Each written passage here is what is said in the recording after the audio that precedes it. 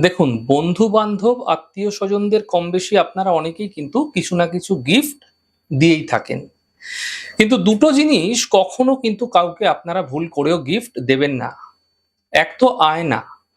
যদি আপনি আয়না কাউকে গিফট করছেন, এতে নিশ্চিতভাবে যেই ব্যক্তিকে আপনি গিফট করছেন না, সে আপনার বন্ধু হতে পারে, সে আপনার কাছের মানুষ হতে পারে, আত্মীয়-স্বজন হতে পারে, খুব ক্লোজড হতে পারে।